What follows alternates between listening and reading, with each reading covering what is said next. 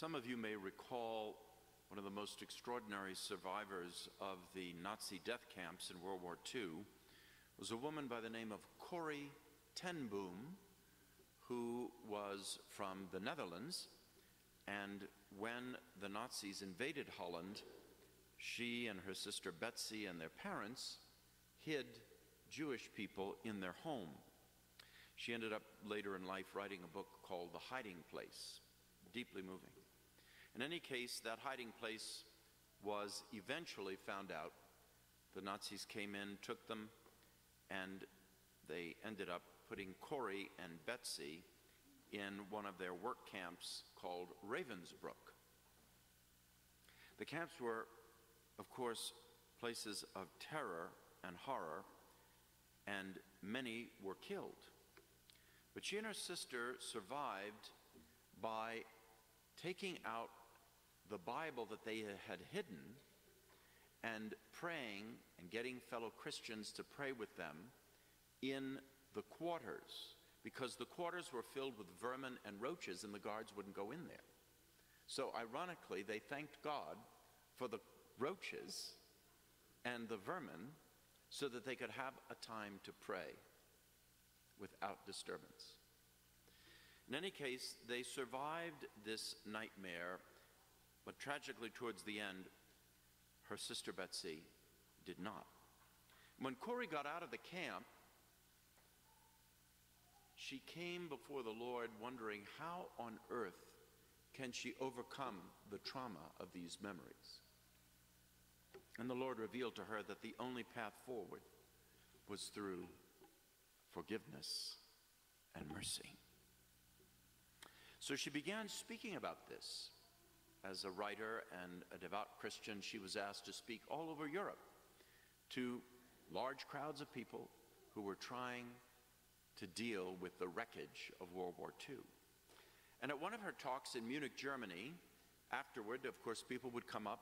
Some would want to sign her books, and others just wanted to say a word to her. And she noticed the next man in line was one of the guards who terrorized them in Ravensbrück, the women's camp. As he came forward, he extended his hand in peace, and she could not extend her own.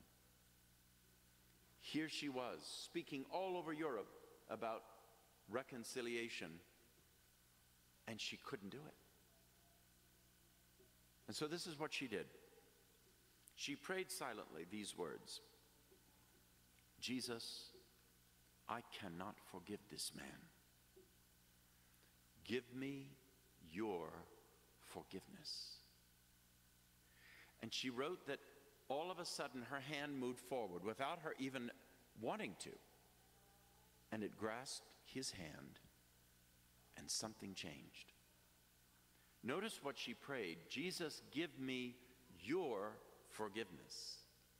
In other words, help me to forgive someone who is unforgivable, because that's exactly what you did on the cross.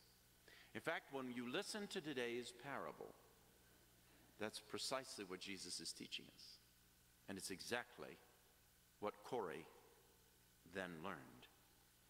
Jesus, give me your grace to forgive those who have forgiven me. Father, forgive them. Jesus said on the cross, they know not what they do.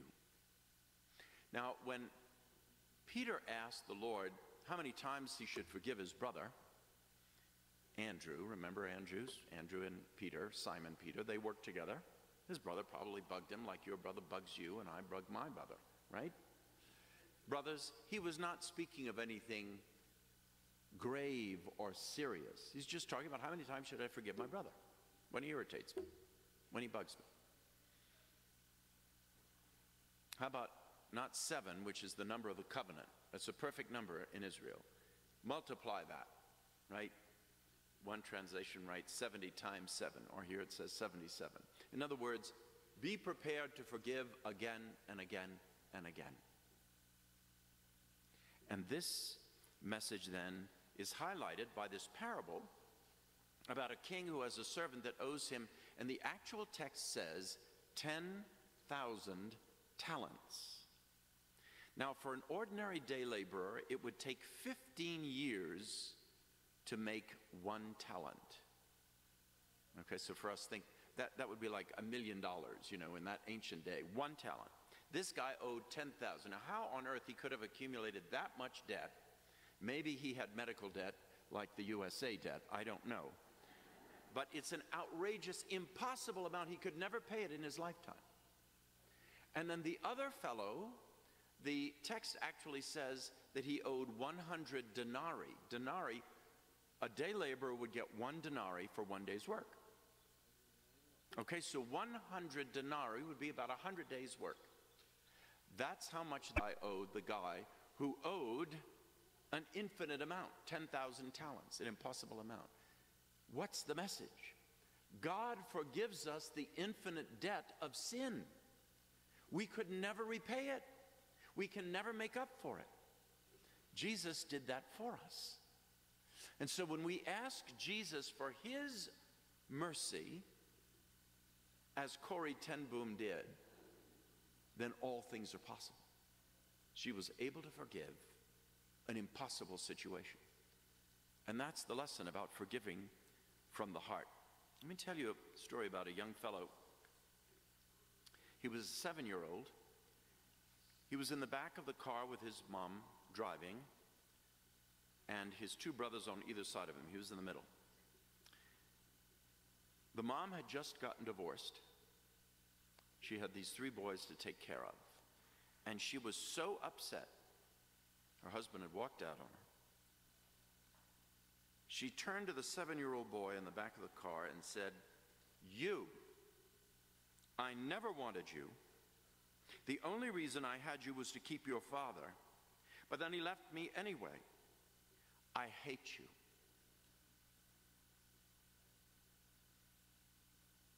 Can you imagine how that reverberated through that poor boy's mind?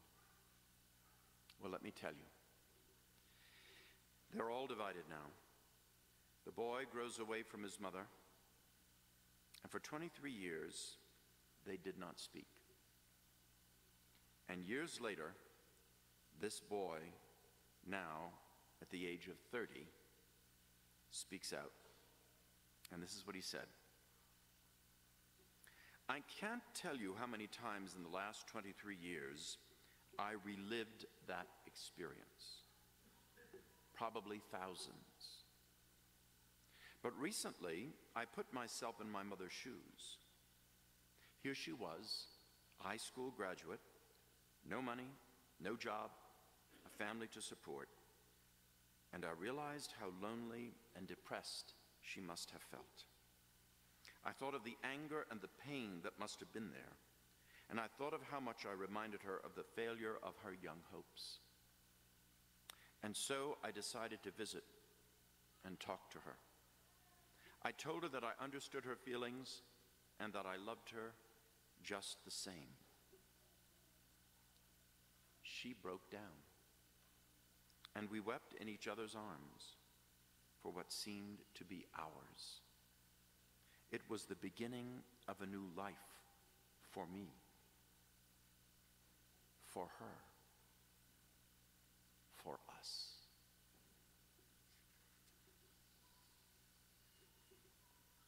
Unforgiveness is a poison to the soul. That young man, after the nightmare of his childhood, brought her the one gift that she didn't deserve: gratuitous mercy. And look at how it shifted her life, shifted his life. When we give people mercy,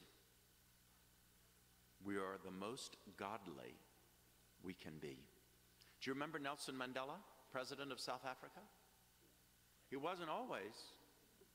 Do you remember that he had started the movement, was a leader of the movement to end apartheid, that horrible racist program in South Africa? And for that, he was arrested and put in prison in solitary confinement. I mean, he was totally instant. Not today where you've got communication and people can speak to you. He knew nothing of what was going on. He got a few little bits and pieces. And it was all terrible news. As far as he knew, his work was a disaster. Then he was let out. Unbeknownst to him, the whole anti-apartheid movement had gone worldwide. Everybody was against South Africa for this horror. He didn't know it. So when he was let out, they saw him coming out of the prison, all the photographers and the cameras, and his face was like iron with anger. And in response to a reporter who said this, "You look like the angriest man in the world," this is what he said in response. It's interesting that you should say this, because as I left the prison block and marched across the courtyard, I thought to myself, they're letting me go, but everything that was important is taken away from me. My cause is dead. My wife, they've taken her from me. My friends have been put to death. Everything and everybody that meant anything to me, they've taken away. It's all gone. And I hated them for it. Then I remembered what Jesus said about forgiveness. And God spoke to me. Nelson, for 27 years, you were their prisoner, but you were always a free man. Don't let them turn you into a free man only to make you their prisoner. And I realized the importance of forgiveness. As he was released, and eventually he came into power, do you think he arrested all those people who had falsely imprisoned him? Not a one of them. It's the only time I know of in history, he, along with Bishop Desmond Tutu, they came up with a commission for peace and reconciliation. All the people who had committed the crimes had to go before a court. They were judged, and if they admitted that they did it and repented, they were released back into the world. It's the only time Jesus' principle of reconciliation was used on a national level that I know of in any country historically. What an incredible, radical change that brought to that community. That is our most godlike characteristic, when we take the mercy that we have received and share it with the people around us, even those who are unforgivable, because we're all unforgivable because of sin. See, there's a difference between excusing and forgiving. C.S. Lewis wrote about that. To excuse, of course, somebody bumps into you, you drop what you had, they apologize, you excuse them. But there are crimes committed against you that are inexcusable. They're inhumane. They're violent. They're outrageous. Those cannot be excused, never be excused. But God's mercy can transform them. I think St. Francis of Assisi got this right a long time ago when he wrote that beautiful prayer that many of you know, with which I will conclude. Let it speak to your heart today. Lord, make me an instrument of your peace. Where there is hatred, let me sow love. Where there is injury, pardon. Where there is doubt, faith. Where there is despair, hope. Where there is darkness, light. Where there is sadness, joy. Lord, grant that I may not so much seek to be consoled as to console, to be understood as to understand, to be loved as to love. For it is in giving that we receive. It is in pardoning that we are pardoned. and it is in dying that we are born to eternal life.